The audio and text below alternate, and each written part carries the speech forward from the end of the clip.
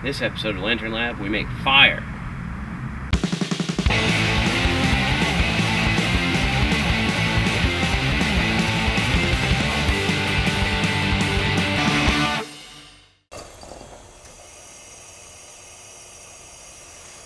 So here's my Milspec Lantern. They made these from World War II right up until the 90s. They were made by a variety of different companies.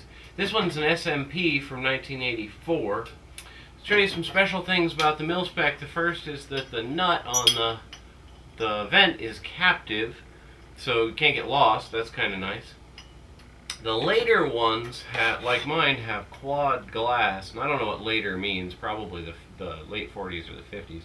The quad glass is nice. A, it's real thick, so it's real strong, and B, if one pane breaks, you can replace just that one pane. Then they've got a part swell, and the part swell gives you a little hidey hole, places to put stuff.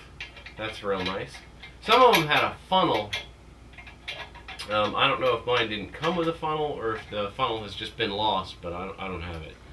And then the cap is chained on, the gas cap.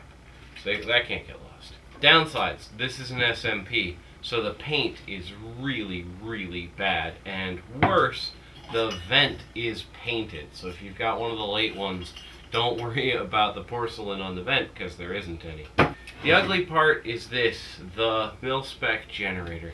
The mil-spec generator is aluminum. It's got a funny shape. It's out of the valve on the lantern at an angle, up, makes this weird little jog, turns, and goes down into the burner. The burner doesn't have a screen. And because it doesn't have a screen, it's really, really loud, and when this is shut down, it'll pop. Lighting these up is kind of a trick. It is, technically speaking, an instant light lantern, has a fuel air tube like other instant light lanterns. However, these will need preheat.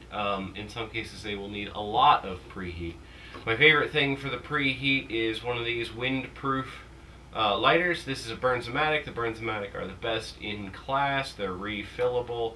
They last a pretty long time. Tonight it's cold out, below freezing anyway, so I'm going to add to that another Bernzomatic. This is not windproof, it's just a regular lighter, but you can use these, it's not a problem.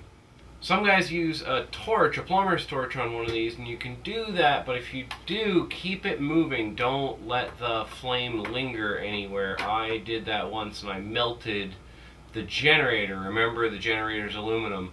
I've been told that the generators are aluminum to make them easier to make, so that the U.S. government could put out a lot of these very quickly and very cheaply. I don't know if that's true or not, but it's kind of a good story.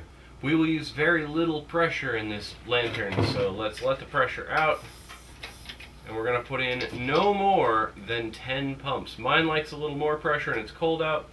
So we're going to put in 1, 2, 3, 4, 5, 6, 7, 8, 9, 10. I have told you in previous videos that I don't really worry about pressure very much. This is one case where you do. Again, because it's cold out, I'm going to have a little bit more. The trick with these is to get the spitting noise, close the valve, preheat, wait until it gets lit, and then you got to feather the valve on and off, on and off, on and off while we wait to get the lantern warmed up.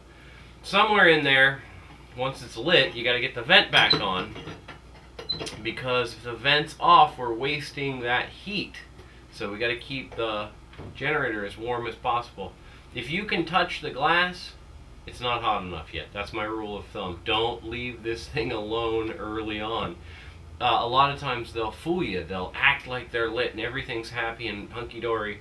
Then you step away and boom, big flames coming out of the top. So let's not have that happen. Do not set your house on fire with a mil-spec lantern. Which is why I am not lighting it in here. We're going to go outside. Orange for safety. Anyway, take the vent off. Listen for the spit. Got it right away.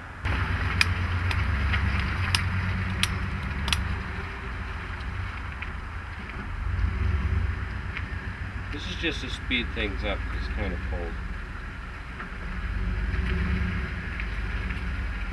See fuel dripping.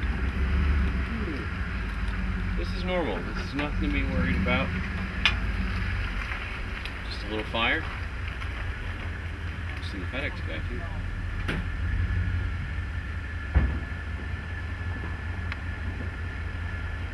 What I'm waiting for is good lighting.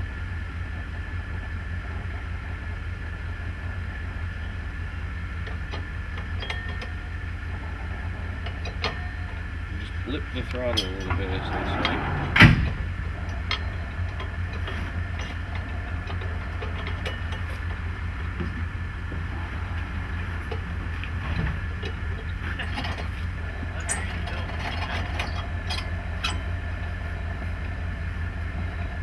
So I'm just giving enough fuel to stay lit. And then you get that once in a while. So this is kind of the danger zone. Things look like they're going well. I have the valve just cracked. Yeah, like I said, the glass is not hot yet. I can still touch the glass. I can still kind of touch the vent.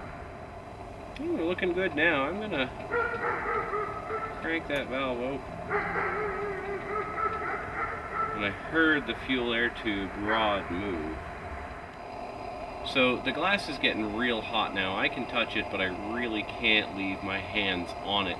That tells us that we're really up to full operating temperature. I'm sure at this point I can't even come close to touching the vent, and I can really feel the heat boiling off of it. So this is good to go. Shutdown is typical for any white gas lantern. We're going to crank the valve closed. This is going to take a long time to shut down. Remember, the big aluminum generator that it took so long to preheat is also going to take a really long time to empty out. So shut it down and expect a long shutdown. Also generally accompanied with some popping.